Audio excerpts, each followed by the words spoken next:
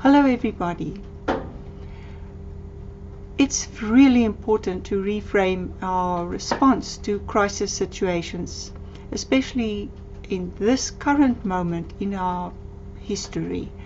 And I want to give you the following advice about reframing things also from a higher perspective, a sort of a higher self perspective, not necessarily in a religious way, but in a spiritual way, because we all have a spiritual aspect, spiritual side to our psyche.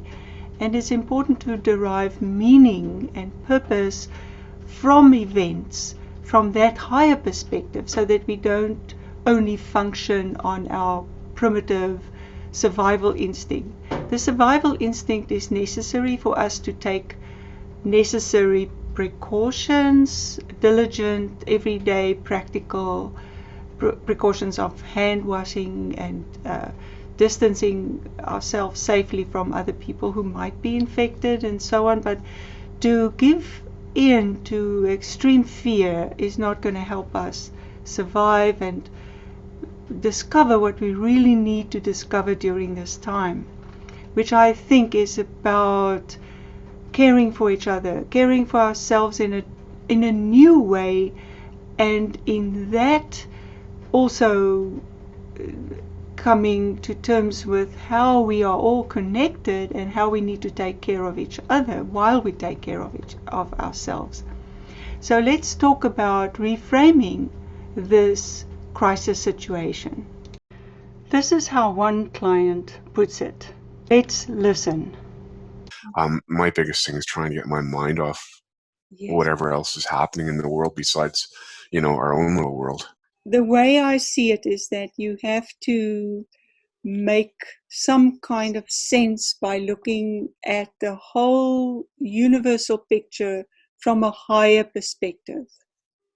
And so if you make sense of it from a higher perspective, then you can live with what is happening. You just need to be careful and do your due diligence, but there's got to be some kind of meaning. Otherwise, you battle with yourself to find, answers that you can't answer, and you sort of battle with fear. And so to alleviate yourself out of that fear position, let's look at some bigger perspective. And I see it as a very spiritual time where the earth needs to, the humanity needs to shift in their way of functioning, and the greed and self-centeredness has overtaken the whole of humanity. So the only way, so this Pluto Saturn conjunction especially is kind of a, a, a symbolic time for us to die our old ways of being and to rebuild and reconstruct all the systems in building new sustainable ways of living and being together. That is the message of this conjunction.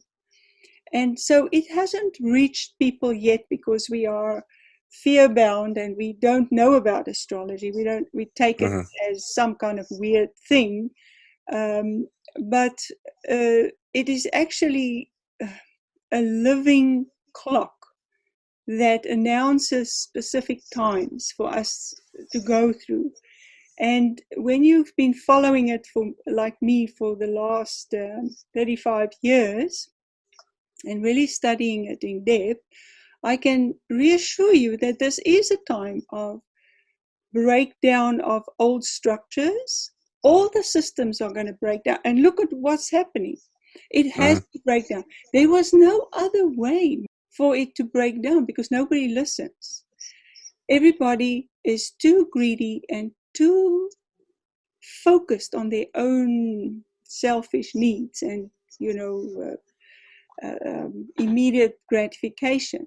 So the only way for us to to shift and change, to take care of each other, to realize that we are only one being, that we are one humanity, one earth. And look how we've destroyed the earth, destroyed nature, and so on. So the gods of the universe decided that this is the only way humanity is going to learn. And it is affecting the whole world. Look at what is happening. It's really, really fascinating to me. So I'm not afraid, because I know this is unavoidable. This is a process that we are going through. This is historical. This is a total historical moment. So it is a healing opportunity for the earth, for humanity. And when we see the reason or the message behind the illness, or the message behind this difficulty or this challenge, it is to stand together, to take care of each other, to really be mindful of not harming anybody by what we do, not to be selfish. So the isolation is actually a way of taking care of each other, not only of yourself, but also of other people. So, and we need to reconnect with our true essence, not in a way that we have been taught to do, but in a true way, really, from our souls, not what anybody tells us or what we learn in books, but what we discover through our personal relationship with the environment, with nature, with the earth, with the people around us. You do not have to fear. That is how you contribute. So how you contribute to the collective shift that is needed at the moment is with your positive thoughts, with your contribution of, I'm willing to contribute to this new earth by being positive to my neighbor, to my loved ones, to myself, to regard what I'm doing, to not be frivolous and selfish and greedy, but to care. Look what Canada is doing. Canada is saying, we need to take care of each other, and we are going to do everything to help people get on their feet, to help each other. We have an opportunity to bring the beauty out in ourselves and in others by caring and looking after each other, looking after the earth. Let's do this together. So this is our opportunity. And when you focus on the reframing of this, you don't give in fear.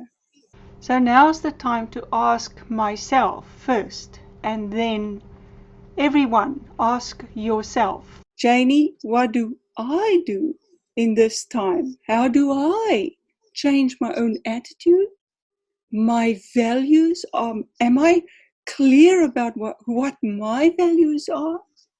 And am I going to live this? We are definitely in a serious transition. This is a life-changing moment, a turning point in history for the earth, for humanity, for Canada, for every culture that exists. Let's do it. Let's contribute with our love, with our generosity, with our thoughts, with our positiveness. Let's grow. Let's put together our energies to build up humanity again in a positive and a constructive way, and restructure our organizations in a different way. Let's address your fear of illness and dying and disaster. We don't want to get sick. We don't want to be vulnerable. We don't want to die. So it's totally understandable. Now, nothing, but nothing happens that shouldn't happen. And you cannot prevent it. So all you can do is to stay positive, to say, I embrace my fear. What can I do about this fear? Absolutely. The only thing you can do is to be conscientious about washing, cleaning. Yeah. So once you embrace yourself and hold yourself and say, I know that you're afraid, but what can we do about this fear? We can act conscientiously to prevent anything from happening as best we can. And that's all Yeah. we can do. And that's all we can do. That's all we can do. And we can love, and we can do our best, and we can trust and focus on those things only. Only Okay. those things. Because if you put all your energy on the fear, then it annihilates you from the inside. It's not a good thing. I do the same that I'm telling you now. Absolutely. And we're all in this boat. What will get us through this is the hope, is the conscientious cleaning, and the love and the trust. Practice that. It's a practice. Every time you fear, you do that. You first hold yourself and say, it's okay. It's like parenting yourself in a way. And then reminding yourself that there's a bigger picture going on, a bigger cycle that's out of your hands, but you can do your part. Yeah. Right. And it's logical. It's beautiful. It's the only thing we can do.